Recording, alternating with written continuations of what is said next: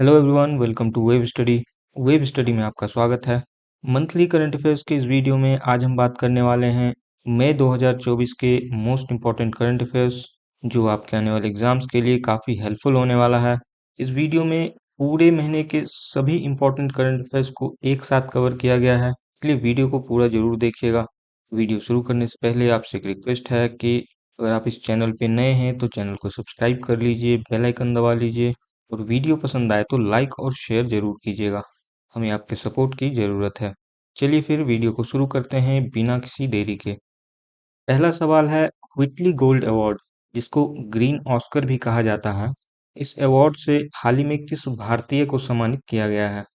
तो 2024 के लिए इस अवार्ड की विनर हैं असम की वाइल्ड लाइफ बायोलॉजिस्ट पूर्णिमा देवी। पूर्णिमा देवी को ये अवार्ड मिला है असम के एक इंडेंजर्ड स्पीसीज ग्रेटर एडिस्टेंट स्टॉक और इसके हैबिटाट या प्राकृतिक निवास के संरक्षण को लेके इनके प्रयास के लिए। ग्रेटर एडिस्टेंट स्टॉक एक तरह का पक्षी है जिसको वहाँ के लोकल भाषा में हरगीला कहा जाता है। अच्छा, साथ में इसका साइंटिफिक नाम भी याद कर लीजिए, रेलवे वालों को बड़ा इंटरेस्ट रहता है इसमें। इसका साइंटिफिक नेम है लेप्टोप्टिलोस डुबियस। और ये कहाँ का नेटिव बर्ड है, ये सवाल भी आपसे पूछा जा सकता है। तो ग्रेटर एडिटेंट स्टॉक या हरगीला रिलेटेड है आसाम से। इसके बाद अगर व्हिटली गोल्ड अवार्ड की बात करें तो ये अवार्ड यूके की एक संस्था व्हिटली फंड फॉर नेचर के द्वारा दिया जाता है और इसकी शुरुआत हुई थी 1994 में। और पूर्णिमा देवी को दूसरी बार इस अवार्ड से सम्मानित किया गया है। इससे पहले ये 2017 में ग्रीन ऑस्कर अवार्ड की विनर बनी थी। इस बार इनको ये अवार्ड प्रेजेंट किया गया था ब्रिटेन के राजा चार्ल्स थ्री की बहन प्रिंसेस एन के द्वारा। आगे आपको इसी वीडियो में चार्ल्स थ्री भी नजर आएंगे उत्तर प्रदेश की एक महिला को अवार्ड देते हुए। तो वीडियो में हमारे साथ बने रहिएगा। के बाद अगला है साहित्य एकेडमी फेलोशिप अवार्ड, जो साहित्य एकेडमी के द्वारा दिया जाने वाला सबसे बड़ा सम्मान है। इस अवार्ड से हाल ही में भारत के महान लेखक रस्किन बॉन्ड को सम्मानित किया गया है।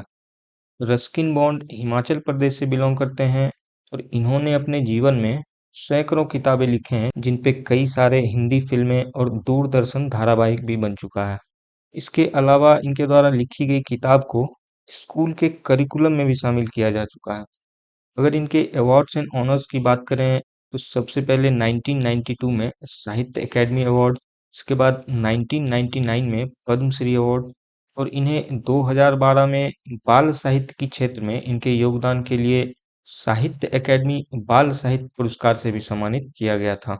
और फिर 2019 में पद्म भूषण अवार्ड, जो भारत रत्न और पद्म विभूषण के बाद भारत का तीसरा सबसे बड़ा सम्मान है। अगला सवाल है हाल ही में किस भारतीय मूल के अमेरिकी साइंटिस्ट को सौ प्राइज इन एस्ट्रोनॉमी से सम्मानित किया गया है? ये सम्मान मिला है प्रोफेसर श्रीनिवास कुलकर्णी जी को। प्रोफेसर कुलकर्णी इन्फोसिस के को फाउंडर एनआर नारायण मूर्ति की वाइफ सुधा मूर्ति के भाई हैं और इनको ये अवार्ड मिला है millisecond pulsars, gamma ray burst और सुपरनोवा जैसी खगोलीय घटनाओं की खोज के लिए। अगर 100 प्राइज की बात करें तो ये अवार्ड हांगकांग के द 100 प्राइज फाउंडेशन के द्वारा दिया जाता है और इसकी शुरुआत हुई थी 2002 में। अगला सवाल है इंटरनेशनल बुकर प्राइज 2024। इस बार इसके विनर कौन बने हैं? ये अवार्ड जीता है जर्मनी के जेनी अर्पेनबेक और माइकल हॉफमैन ने। इनको ये अवार्ड मिला है काइरोस नाम की इनकी किताब के लिए, जिसको ओरिजिनली जर्मन भाषा में लिखा गया था जेनी अर्पेनबेक के द्वारा और बाद में इसको माइकल हॉफमैन के द्वारा इंग्लिश में ट्रांसलेट किया गया था। अर्पेनबेक इंटरनेशनल बुकर प्राइज जीतने वाली जर्मनी की पहली व्यक्ति बनी है और माइकल हॉफमैन इस अवार्ड को जीतने वाले दुनिया के पहले मेल ट्रांसलेटर बने हैं। अगला सवाल है किस भारतीय फिल्म मेकर ने हाल ही में संपन्न हुए 77वें कांस फिल्म फेस्टिवल का ग्रैंड प्रिक्स अवार्ड जीता है? ग्रैंड प्रिक्स अवार्ड कांस फिल्म फेस्टिवल का दूसरा सबसे बड़ा अवार्ड होता है और इस बार इस अवार्ड की विनर हैं भारत की पायल कपाड़िया। और पायल कपाड़िया कांस फिल्म फेस्टिवल का ग्रैंड प्रिक्स अवार्ड जीतने वाली पहली भारतीय भी हैं। इनको ये अवार्ड मिला है इनकी film All We Imagine as Light के लिए। इसके बाद अगर कांस फिल्म फेस्टिवल के हाईएस्ट अवार्ड की बात करें तो वो होता है पाल्मे डोर, और ये अवार्ड जीता है अमेरिकन डायरेक्टर सीन बेकर ने अनोरा फिल्म के लिए। इसके अलावा इस बार के कांस में वेस्ट बंगाल की Anusuiya Sen Gupta best actress award जीतने वाली पहली भारतीय बनी है, और इनको ये अवार्ड मिला है द सेमलेस नाम की फिल्म में इनके परफॉर्मेंस के लिए। इनके अलावा एक और भारतीय हैं चिदानंद एस नायक, जिनकी film sunflowers were the first ones to know को कांस फिल्म फेस्टिवल का ला सिनेफ अवार्ड मिला है। अच्छा, कांस फिल्म फेस्टिवल किस देश में ऑर्गेनाइज किया जाता है? ये ऑर्गेनाइज किया जाता है फ्रांस में। कांस फ्रांस के एक शहर का नाम है, और इस फिल्म फेस्टिवल की शुरुआत हुई थी 1946 में। अगला सवाल है, किस बॉलीवुड एक्ट्रेस को हाल ही में यूनिसेफ इंडिया के नेशनल एम्बेसडर के रूप में नियुक्त किया गया है? ये बनी है करीना कपूर खान। अगर यूनिसेफ की बात करें तो ये इस्टेब्लिश किया गया था 1946 में। हमने अभी अभी कांस फिल्म फेस्टिवल की बात की है, उसकी भी शुरुआत 1946 में ही हुई थी, और यूनिसेफ का हेडक्वार्टर है न्यूयॉर्क में। अगला सवाल है, 2024 के मिस यूनिवर्स ब्यूनस एरिस का खिताब किसने जीता है?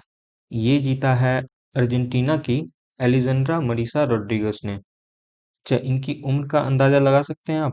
इनकी एज है 60 वर्ष, और 60 वर्ष की उम्र में मिस यूनिवर्स फ्रेंचाइजी के किसी भी कंटेस्ट को जीतने वाली ये पहली व्यक्ति बनी है। और ऐसा इसलिए हो पाया है क्योंकि मिस यूनिवर्स फ्रेंचाइजी के किसी भी कंटेस्ट में हिस्सा लेने की जो एज लिमिट थी वो पिछले साल तक 18 से 28 वर्ष की थी, और 2024 से इस अपर एज लिमिट को पूरी तरह से हटा दिया गया है, जिसकी वजह से इनको भी पार्टिसिपेट करने का मौका मिला। चलिए, इनके साथ साथ 2024 के मिस वर्ल्ड का भी रिवीजन कर ही लीजिए। तो इस साल की मिस वर्ल्ड हैं चेक रिपब्लिक की क्रिस्टिना पिस्कोवा, और इस साल मिस यूनिवर्स ब्यूटी कॉन्टेस्ट कहाँ पे ऑर्गेनाइज किया गया था? ये इस बार हुआ था मुंबई में। अगला सवाल है, हाल ही में जारी की गई वर्ल्ड प्रेस फ्रीडम इंडेक्स में भारत की रैंक क्या है? तो इसमें इस बार भारत की रैंक है 159 आउट ऑफ 180 कंट्रीज। इसमें टॉप किया है नॉर्वे ने, जो यहाँ पे लोकेटेड है, और सबसे नीचे यानी 180th रैंक पे है एरिट्रिया, जो ईस्ट अफ्रीका का एक छोटा सा देश है। जब पिछले साल इसमें भारत की रैंक थी 161। वर्ल्ड प्रेस फ्रीडम इंडेक्स हर साल वर्ल्ड प्रेस फ्रीडम डे के दिन फ्रांस की एक संस्था रिपोर्टर्स विदाउट बॉर्डर्स के द्वारा पब्लिश की जाती है, और वर्ल्ड प्रेस फ्रीडम डे की बात भी हम आगे करने वाले हैं, तो वीडियो में इसी तरह हमारे साथ बने रहिए। इसके बाद अगला है, वर्ल्ड इकोनॉमिक फोरम के द्वारा जारी की गई travel and tourism development index 2024 में भारत की रैंक क्या है? तो इसमें भारत की रैंक है 39 आउट ऑफ 119 कंट्रीज। इसमें भारत पूरे साउथ एशिया और लोअर मिडिल इनकम वाले देशों में टॉप पोजीशन पे रहा है। इसमें ओवरऑल टॉप किया है यूएस ने। अच्छा, इस इंडेक्स को इससे पहले 2021 में पब्लिश की गई थी। 2021 में भारत की रैंक थी 54। अगला है, स्टाफ सिलेक्शन कमीशन या कर्मचारी चयन आयोग, जो भारत सरकार के अलग अलग सरकारी विभागों में ग्रुप बी और ग्रुप सी के पदों की नियुक्ति के लिए जिम्मेदार है। इसके नए चेयरमैन कौन बने हैं? एसएससी के नए चेयरमैन बने हैं राकेश रंजन। एसएससी का गठन किया गया था 1977 में। अगला सवाल है, हाल ही में मेघालय की पहली महिला डीजीपी के रूप में किनको नियुक्त किया गया है? तो ये बनी है इताशीशा नोंगरेंग। ये मेघालय के खासी ट्राइब से बिलोंग करती हैं, जो इस राज्य के 3 मेजर ट्राइब्स में से एक है। इसके अलावा मेघालय के 2 और मेजर ट्राइब्स हैं, गारो और जैंतिया। यानी मेघालय के 3 मेजर ट्राइब्स हैं, गारो, खासी और जैंतिया। ये सवाल भी आपको अक्सर एग्जाम में मिल जाएगा। अगला है, कॉन्फेडरेशन ऑफ इंडियन इंडस्ट्री, इसके नए प्रेसिडेंट कौन बने हैं? तो ये बने हैं आईटीसी के चेयरमैन और एमडी संजीव पुरी। अगर कॉन्फेडरेशन ऑफ इंडियन इंडस्ट्री की बात करें तो ये हमारे देश का सबसे पुराना और फिक्की के बाद दूसरा सबसे बड़ा बिजनेस लॉबी है, को इस्टेब्लिश किया गया था 1895 में और इसका हेडक्वार्टर है नई दिल्ली। अच्छा, फिक्की और सीआईआई के बाद हमारे देश का तीसरा सबसे बड़ा बिजनेस लॉबी है एसोचैम, और पिछले महीने ही संजय नायर को इसके नए प्रेसिडेंट के रूप में अपॉइंट किया गया है।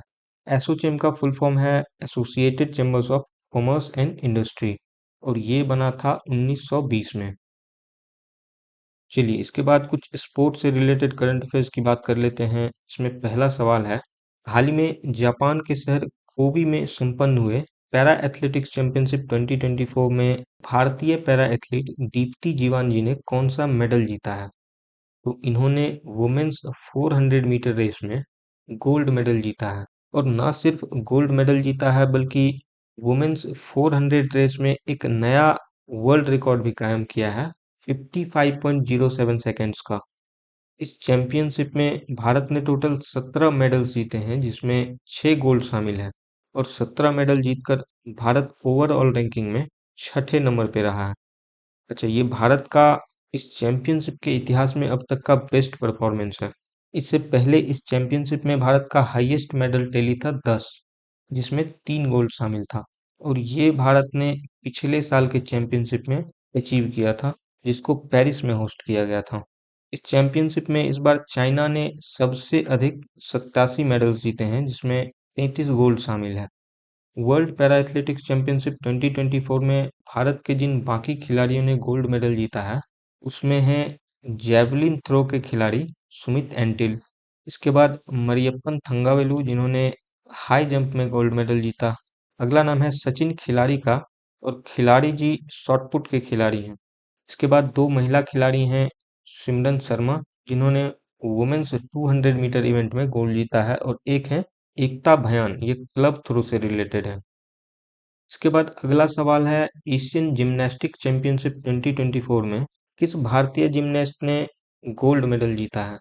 ये जीता है दीपा कर्माकर ने, और इस जीत के बाद ये एशियन चैंपियनशिप के किसी भी इवेंट में गोल्ड मेडल जीतने वाली पहली भारतीय बनी है। इस चैंपियनशिप को होस्ट किया गया था उज्बेकिस्तान के शहर ताशकंद में। दीपा कर्माकर त्रिपुरा से बिलोंग करती हैं, और ये 2016 में ओलंपिक्स में क्वालिफाई करने वाली भारत की पहली जिम्नास्ट बनी थी, और 2016 में ही इनको भारत में खेल के क्षेत्र में दिया जाने वाला सर्वोच्च सम्मान राजीव गांधी खेल रत्न अवार्ड से सम्मानित किया गया था, जिसको अब मेजर ध्यानचंद खेल रत्न अवार्ड के नाम से जाना जाता है।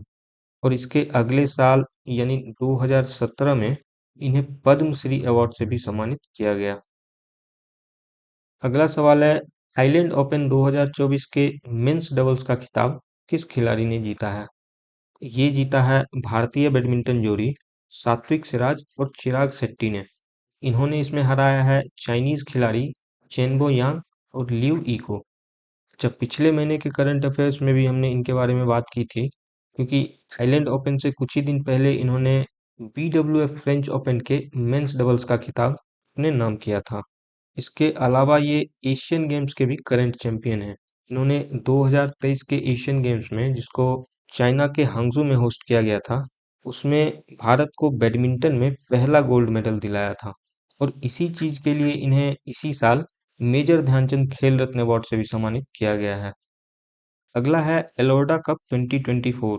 ये एक इंटरनेशनल बॉक्सिंग टूर्नामेंट है जिसकी शुरुआत की गई थी 2022 में, और हाल ही में इसके तीसरे एडिशन को कजाकिस्तान की कैपिटल अस्थाना में ऑर्गेनाइज किया गया है।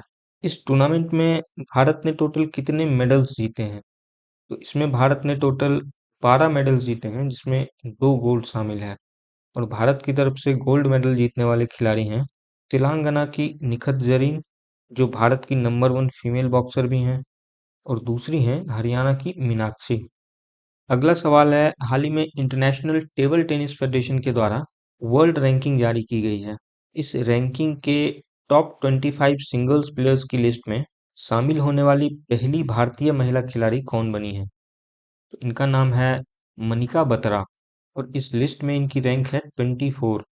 मनिका बत्रा को 2020 में खेल रत्न और उससे पहले 2018 में अर्जुन अवार्ड से सम्मानित किया जा चुका है। जब मनिका बत्रा से पहले जी साथयान ITTF रैंकिंग के टॉप 25 में शामिल होने वाले भारत के पहले और एकमात्र खिलाड़ी थे। 2019 में इनकी भी रैंक थी 24 और ये मिक्स डबल्स में मनिका बत्रा के पार्टनर भी हैं। अगला सवाल है, भारत के 85वें ग्रैंड मास्टर कौन बने हैं? ये बने हैं तमिलनाडु के पी श्याम निखिल। इनसे पहले दिसंबर 2023 में आर वैशाली भारत की 84th ग्रैंड मास्टर बनी थी। आर वैशाली आर प्रज्ञानंदा की बहन हैं और ये कोनेरू हम्पी और हरिका द्रोणवल्ली के बाद भारत की तीसरी फीमेल ग्रैंड मास्टर भी हैं। चलिए इसके बाद थोड़ा बहुत आईपीएल 2024 की भी बात कर लेते हैं, जिसका 17वां एडिशन हाल ही में संपन्न हुआ है। आईपीएल के इस सीजन का फाइनल खेला गया था कोलकाता नाइट राइडर्स और सनराइजर्स हैदराबाद के बीच चेन्नई के एम ए चिदम्बरम स्टेडियम में, और इसका विनर है Kolkata night Riders. Final match में हैदराबाद की टीम ने पहले बैटिंग करते हुए 18.3 ओवर्स में मात्र 113 रन ही बना पाई, जो आईपीएल के फाइनल मैच में अब तक का लोएस्ट स्कोर रहा, और इस मैच को केकेआर ने 8 विकेटों से जीत लिया। कोलकाता का ये अब तक का तीसरा आईपीएल टाइटल था और इससे पहले केकेआर ने 2012 और 2014 का आईपीएल जीता था। आईपीएल 2024 के फाइनल के प्लेयर ऑफ द मैच थे मिचेल स्टार्क, जो आईपीएल के इतिहास में अब तक के सबसे महंगे खिलाड़ी भी हैं। मिचेल स्टार्क को इसी बार केकेआर फ्रेंचाइजी ने 24 करोड़ 75 लाख में खरीदा था। सीजन के ऑरेंज कैप के विनर हैं आरसीबी के कप्तान विराट कोहली, जिन्होंने इस पूरे सीजन में सबसे अधिक 741 रन बनाए। पर्पल कैप के विनर हैं पंजाब किंग्स के हर्षल पटेल, जिन्होंने सबसे अधिक 24 विकेट लिए। इसके अलावा एक अवार्ड है मोस्ट वैल्यूएबल प्लेयर, और ये जीता है कोलकाता की टीम के ऑलराउंडर सुनील नारायण ने। अगर आप इन्हें कभी मुस्कुराते हुए देखें तो हमें ज़रूर बताइएगा, क्योंकि हमने इनको कभी मुस्कुराते हुए नहीं देखा। अच्छा, आईपीएल का पहला एडिशन कब हुआ था? तो आईपीएल शुरू हुआ था 2008 में। उस समय आपकी एज क्या थी, कमेंट बॉक्स में ज़रूर बताइएगा। चलिए इसके बाद अपना अगला सवाल है, इस साल के दोहा डायमंड लीग में भारत के स्टार जेवलिन थ्रोअर और current world champion Neeraj Chopra ने कौन सा मेडल जीता है? तो इन्होंने इसमें जीता है सिल्वर मेडल।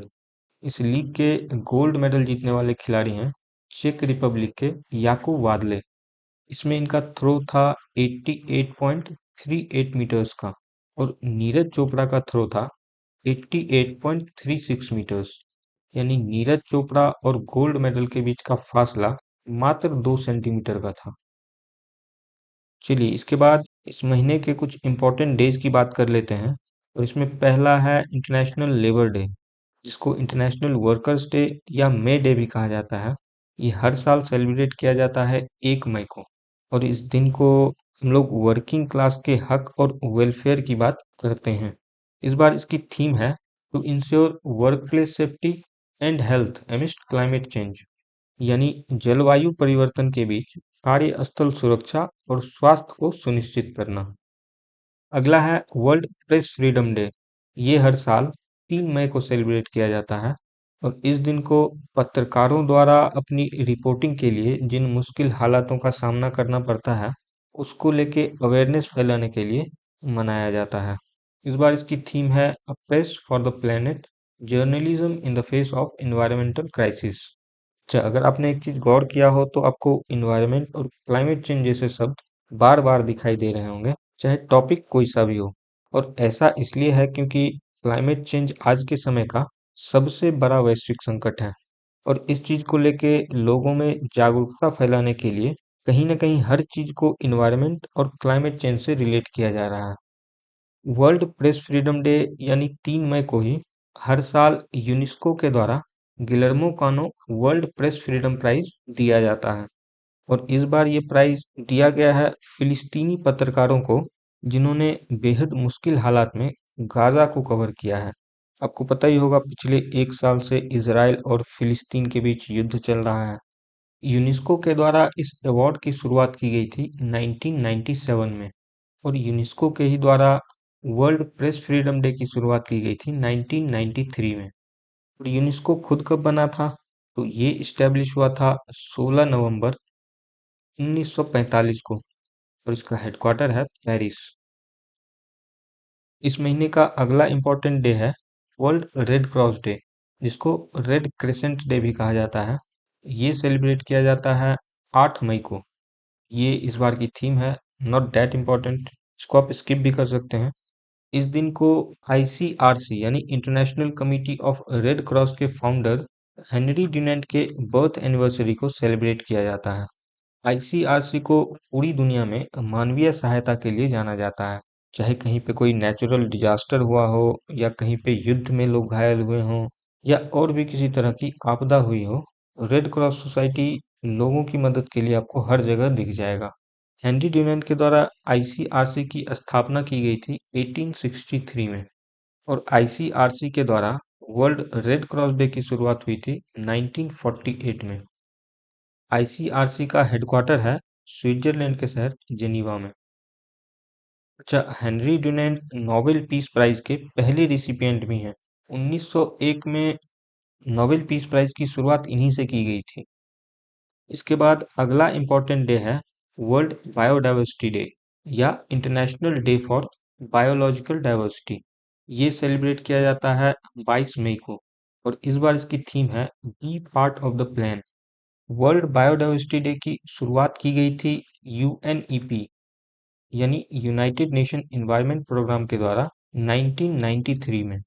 अगर थोड़ी सी इसके बैकग्राउंड की बात करें तो साल 1992 में ब्राजील के शहर रियो डी जेनेरियो में क्लाइमेट चेंज को लेके अब तक का सबसे बड़ा समिट ऑर्गेनाइज किया गया था, जिसको अर्थ समिट के नाम से जाना जाता है। इस अर्थ समिट में कई सारे महत्वपूर्ण चीजें हुई, जिसमें से एक था कन्वेंशन ऑन बायोलॉजिकल डाइवर्सिटी को अडॉप्ट करना। जिस दिन कन्वेंशन ऑन बायोलॉजिकल डाइवर्सिटी को ड्राफ्ट किया गया था वो दिन था 22 मई 1992 और इसी दिन की याद में वर्ल्ड बायोडाइवर्सिटी डे सेलिब्रेट किया जाता है। अच्छा, ये जो बायोडाइवर्सिटी वर्ड है ये दिया गया था वाल्टर जी रूजेन के द्वारा 1985 में। ये सवाल भी अक्सर आपको एग्जाम्स में देखने को मिल जाएगा। चलिए, इसके बाद अगला सवाल है हाल ही में यूनाइटेड नेशंस जनरल असेंबली के द्वारा किस दिन को वर्ल्ड फुटबॉल डे के रूप में डिक्लेयर किया गया है। तो अब से हर साल वर्ल्ड फुटबॉल डे सेलिब्रेट किया जाएगा 25 मई को और 25 मई को ही इसलिए चुना गया क्योंकि आज से ठीक 100 साल पहले यानी 25 मई 1924 को पेरिस ओलंपिक के दौरान फुटबॉल को पहली बार इंटरनेशनल लेवल पे खेला गया था और आज 100 साल बाद ये दुनिया का सबसे पॉपुलर स्पोर्ट बन गया है। इसी चीज को सेलिब्रेट करने के लिए 25 मई को वर्ल्ड फुटबॉल डे डिक्लेयर किया गया है। अगला है वर्ल्ड नो टोबैको डे और ये आता है 31 मई को। इसकी शुरुआत वर्ल्ड हेल्थ ऑर्गेनाइजेशन के द्वारा 1988 में की गई थी तंबाकू के हार्मफुल इफेक्ट को लेके अवेयरनेस फैलाने के लिए। इस बार इसकी थीम है protecting children from tobacco industry interference यानी बच्चों को तंबाकू उद्योग के हस्तक्षेप से बचाना। तो आप लोग भी खैनी बीड़ी से दूरी रहा कीजिए। अगला सवाल है हाल ही में किस पर्वतारोही ने सबसे ज्यादा बार माउंट एवरेस्ट की चढ़ाई करने का वर्ल्ड रिकॉर्ड बनाया है। ये बनाया है नेपाल के पर्वतारोही कामी रीता शेरपा ने। इनको एवरेस्ट मैन के नाम से भी जाना जाता है और ये इनकी 29वीं चढ़ाई थी। अच्छा, इन्होंने इसमें अपना ही रिकॉर्ड तोड़ा है जो इन्होंने पिछले साल अपने साथी पासांग दावा शेरपा का रिकॉर्ड तोड़कर बनाया था। एवरेस्ट तो आपको पता ही होगा, दुनिया की सबसे ऊंची चोटी है और इसकी हाइट है 8848.86 मीटर्स। इसके बाद हाल ही में माउंट एवरेस्ट की चोटी तक पहुंचने वाली भारत की सबसे अधिक उम्र की महिला कौन बनी है। इनका नाम है ज्योति रात्रे। ये मध्य प्रदेश के भोपाल से हैं और इनकी उम्र है 55 साल। इनसे पहले ये रिकॉर्ड जम्मू कश्मीर की संगीता बहल के नाम था, जिन्होंने 2018 में 53 साल की उम्र में माउंट एवरेस्ट को कॉन्कर किया था। पर्वतारोहण के इस सीजन में दो और इम्पोर्टेंट रिकॉर्ड्स बने हैं, जिसमें से एक रिकॉर्ड है माउंट एवरेस्ट और माउंट लोत्से की एक ही सीजन में दो दो बार चढ़ाई करने वाले दुनिया के पहले व्यक्ति कौन बने हैं। तो ये रिकॉर्ड एक भारतीय ने बनाया है और इनका नाम है सत्यदीप गुप्ता। इस रिकॉर्ड को टेक्निकली डबल डुअल एसेंट कहा जाता है और डबल डुअल एसेंट के अलावा इन्होंने माउंट एवरेस्ट और माउंट लोत्से के बीच की जो दूरी है इसको मात्र 11 घंटे और 15 मिनट में पूरा किया। और ऐसा करने वाले ये भारत के पहले व्यक्ति बन गए हैं। अगर माउंट लोत्से की बात करें तो दुनिया की चौथी सबसे ऊंची चोटी है और इसकी हाइट है 8516 मीटर। इसके बाद अगला है माउंट एवरेस्ट की चोटी तक पहुंचने वाले सबसे कम उम्र के भारतीय पर्वतारोही कौन बने हैं। ये रिकॉर्ड बनाया है मुंबई की काम्या कार्तिकेयन ने और इनकी उम्र है मात्र 16 साल। चलिए इसके बाद अगला सवाल है भारत के किस प्राइवेट स्पेस कंपनी के द्वारा दुनिया का पहला 3D प्रिंटेड इंजन द्वारा संचालित रॉकेट लॉन्च किया गया है। इस कंपनी का नाम है अग्निकुल कॉस्मोस। अग्निकुल के द्वारा जिस रॉकेट को लॉन्च किया गया है उस रॉकेट का नाम है अग्निबाण सॉर्टेड। और अग्निबाण जिस इंजन के द्वारा संचालित किया गया था उसका नाम है अग्निलेट। और अग्निलेट दुनिया का पहला single piece fully 3D printed engine है। इसके अलावा अग्निलेट एक सेमी क्रायोजेनिक इंजन भी है और इसलिए अग्निबाण भारत का पहला सेमी क्रायोजेनिक इंजन द्वारा संचालित रॉकेट लॉन्च बन गया है। अच्छा, अग्निबाण जिस लॉन्च पैड से लॉन्च किया गया था उसका नाम है धनुष। और धनुष किसी प्राइवेट स्पेस कंपनी के द्वारा डेवलप किया जाने वाला भारत का पहला लॉन्च पैड है और इसको भी डेवलप किया गया है अग्निकुल कॉस्मोस के ही द्वारा। और धनुष लोकेटेड है आंध्र प्रदेश के श्रीहरिकोटा में स्थित सतीश धवन स्पेस सेंटर के कंपाउंड में, जहां से इसरो अपने ज्यादातर रॉकेट को लॉन्च करती है। अगला सवाल है हाल ही में चिले के अटाकामा डिजर्ट में दुनिया के सबसे ऊंचे एस्ट्रोनॉमिकल ऑब्जर्वेटरी का अनावरण किया गया है। इस एस्ट्रोनॉमिकल ऑब्जर्वेटरी या खगोलीय वेधशाला का नाम क्या है। इसका नाम है टोक्यो अटाकामा ऑब्जर्वेटरी या टाओ।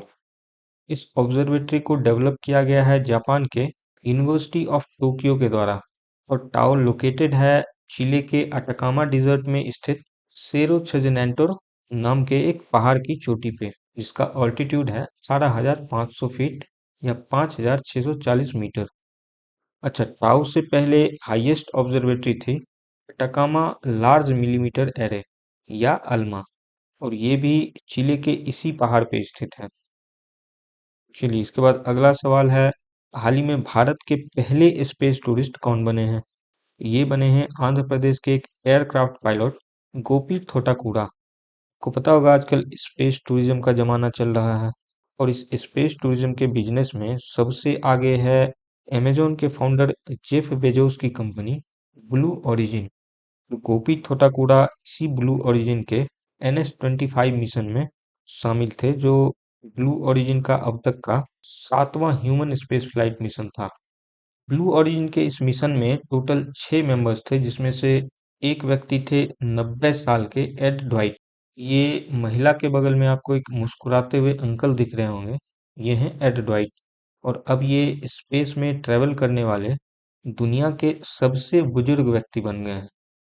एड वाइट इससे पहले भी एक बार फेमस हुए थे 1961 में, जब उस समय के अमेरिका के प्रेसिडेंट JF कैनेडी ने इन्हें अमेरिका के पहले ब्लैक एस्ट्रोनॉट के रूप में सिलेक्ट किया था। अच्छा, प्रेसिडेंट ने तो इन्हें चुन लिया बट नासा इन्हें कभी किसी स्पेस मिशन के लिए नहीं चुन पाया। तो इनको जब पता चला कि आजकल स्पेस टूरिज्म चल रहा है तो इनका जो सोया हुआ सपना था वो फिर से जाग गया।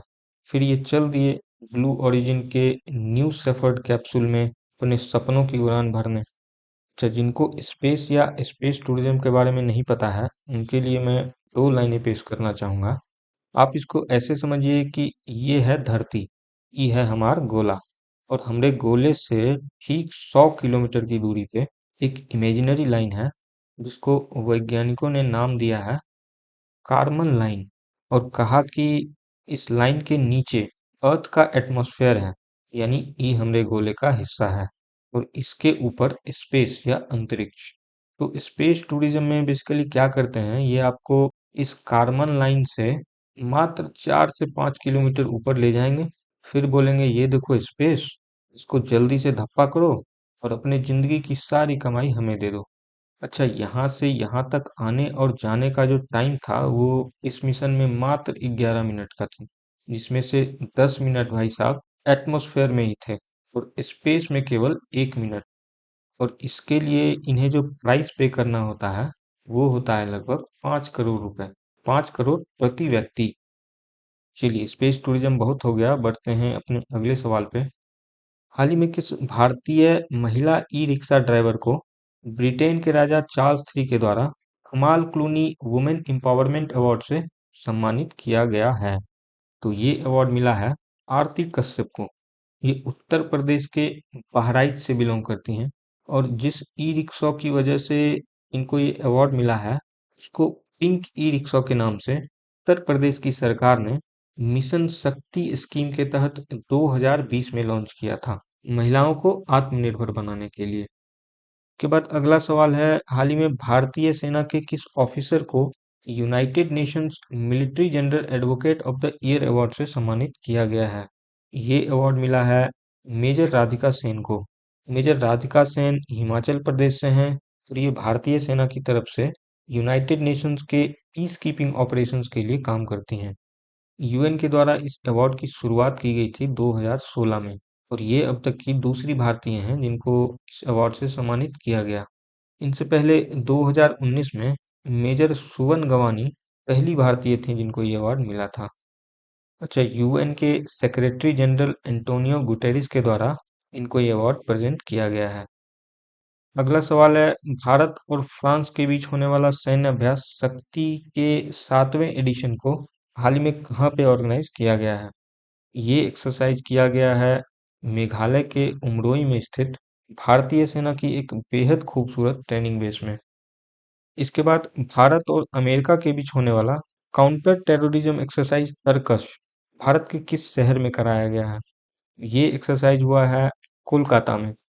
इस एक्सरसाइज में भारत की तरफ से नेशनल सिक्योरिटी गार्ड या एनएसजी, जिसको ब्लैक कैट या ब्लैक कमांडो भी कहा जाता है, और अमेरिका की तरफ से स्पेशल ऑपरेशन फोर्स ने हिस्सा लिया था। अगला सवाल है, हाल ही में भारत के लीजेंडरी बैंकर एन वगूल जी का निधन हुआ है। ये भारत के किस बैंक के पूर्व चेयरमैन थे? तो ये थे आईसीआईसीआई बैंक के पूर्व चेयरमैन। बैंकिंग की क्षेत्र में इनके असाधारण सहयोग के लिए इन्हें 2009 में पद्म भूषण अवार्ड से भी सम्मानित किया गया था। इसके बाद पद्मश्री अवार्ड से सम्मानित लेखिका मालती जोशी जी का भी हाल ही में निधन हुआ है। इनका संबंध किस राज्य से है? तो मालती जोशी जी महाराष्ट्र के औरंगाबाद से बिलोंग करती थी। इनको मालवा की मीरा के नाम से भी जाना जाता है। मालती जोशी जी को हिंदी और मराठी साहित्य में इनके सहयोग के लिए 2018 में पद्मश्री अवार्ड से सम्मानित किया गया था। इसके बाद कांग्रेस की एक बेहद अनुभवी नेता कमला बेनीवाल जी का भी हाल ही में निधन हुआ है। ये किस राज्य की पूर्व गवर्नर थी? ये थी गुजरात की पूर्व गवर्नर। अच्छा, इनका जो कार्यकाल था वो था 2009 से 2014 तक और 2009 में इनको पहले त्रिपुरा के गवर्नर के रूप में अपॉइंट किया गया था। और जब ये त्रिपुरा की गवर्नर बनी थी उस समय ये नॉर्थ ईस्ट के किसी भी राज्य की पहली फीमेल गवर्नर बनी थी। बट त्रिपुरा में ये केवल 1 महीने ही रही, इसके बाद इनको गुजरात भेज दिया गया, जहां ये नवंबर 2009 से जुलाई 2014 तक वहां की गवर्नर रही। और इस टाइम पीरियड में गुजरात के सीएम कौन थे ये तो आपको पता ही होगा। उस समय के सीएम और गवर्नर के बीच जबरदस्त लड़ाई चलती थी और मामला यहाँ तक बिगड़ गया कि सीएम साहब इनके खिलाफ पहले हाई कोर्ट और बाद में सुप्रीम कोर्ट तक पहुंच गया, पर दोनों जगह जीत इन्हीं की हुई। और बाद में जब सीएम 2014 में पीएम बन गए तो सबसे पहले इनको गुजरात से हटा के मिजोरम भेज दिया, जहां पे ये अपने बचे हुए लगभग 2 महीने का कार्यकाल पूरा किया। इसलिए 2009 से 2014 के बीच ये 3 राज्यों की गवर्नर रही, पर मुख्य रूप से गुजरात की गवर्नर रही। अच्छा, कमला बेनीवाल एक स्वतंत्रता सेनानी भी हैं और 1954 में ये राजस्थान की पहली महिला मिनिस्टर बनी थी। इसके अलावा 2003 में ये राजस्थान की डिप्टी सीएम भी बनी थी। इसके बाद हैं सुशील कुमार मोदी जी। इनका भी हाल ही में निधन हुआ है। ये किस राज्य के पूर्व डेप्यूटी सीएम थे? ये थे बिहार के पूर्व डिप्टी सीएम। अगला सवाल है, कौन सा देश इंटरनेशनल सोलर अलायंस का 99th मेंबर बना है? ये बना है स्पेन। इंटरनेशनल सोलर अलायंस को भारत और फ्रांस ने मिलकर शुरू किया था और इसको 2015 में COP21 के दौरान लॉन्च किया गया था। आईएसए का हेडक्वार्टर है हरियाणा के गुरुग्राम में। अगला है वर्ल्ड हाइड्रोजन समिट 2024। इसको हाल ही में कहाँ पे ऑर्गेनाइज किया गया है? तो ये होस्ट किया गया था नीदरलैंड के शहर रॉटरडैम में।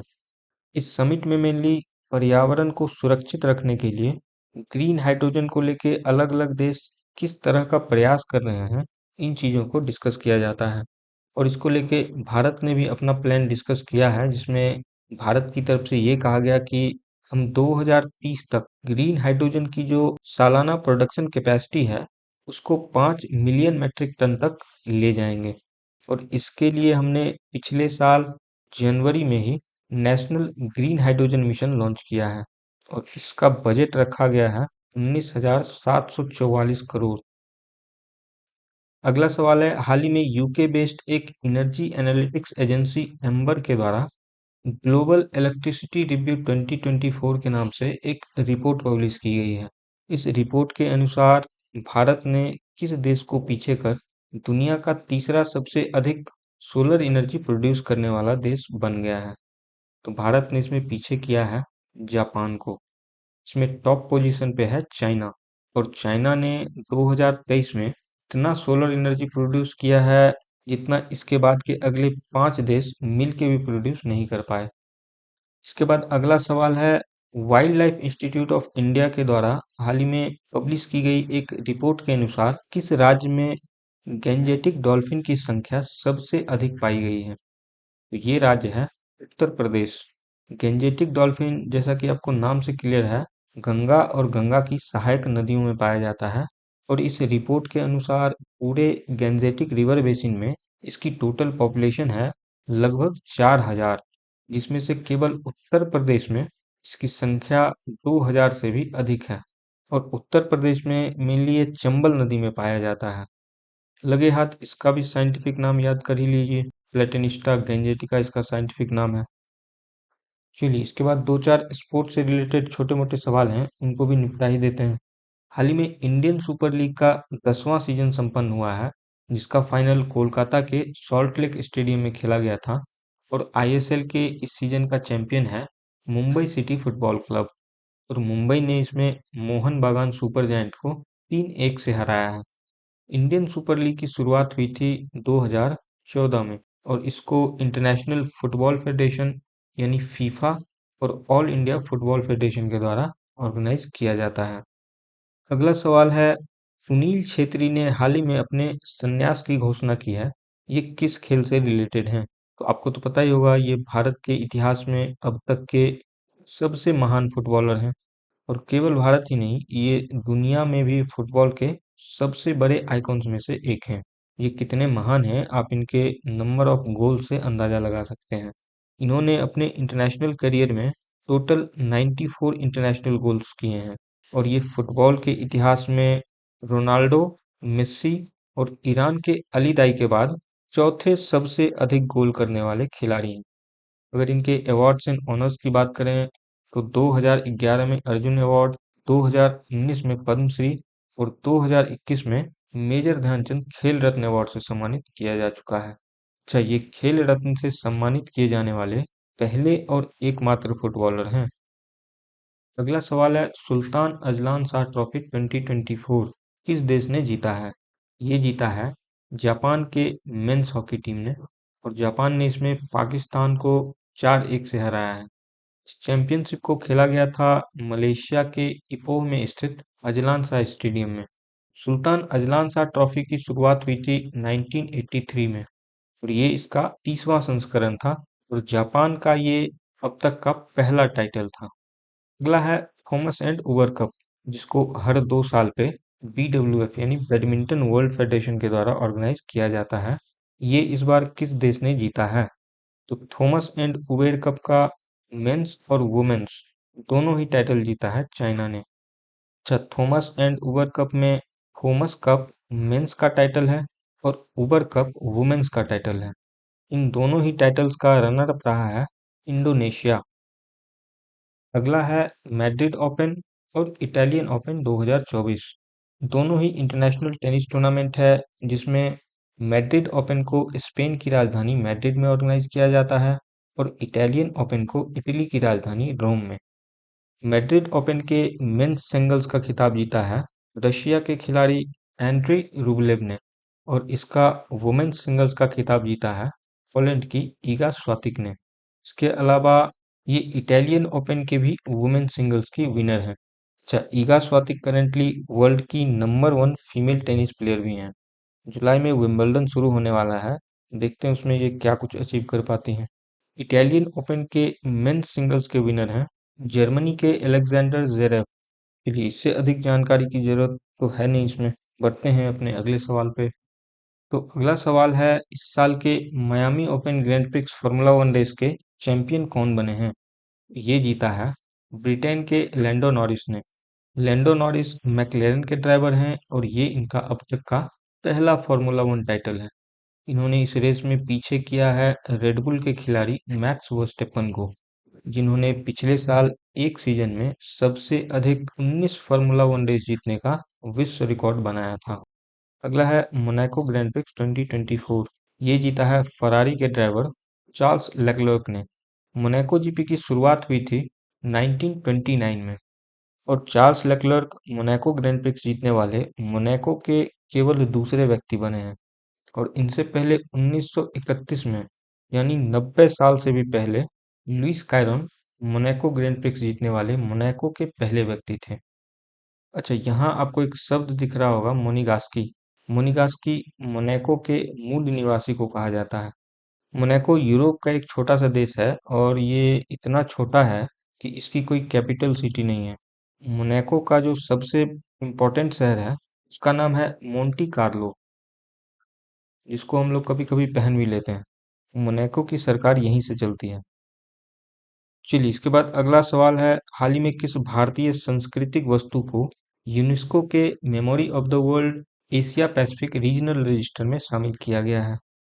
तो इसमें भारत के 3 कल्चरल ऑब्जेक्ट्स को शामिल किया गया है, जिसमें पहला है गोस्वामी तुलसीदास जी के द्वारा लिखी गई रामचरितमानस, दूसरा है पंडित विष्णु शर्मा का पंचतंत्र और तीसरा है साहित्य लोकलोकन, जिसके ऑथर हैं आचार्य आनंदवर्धन।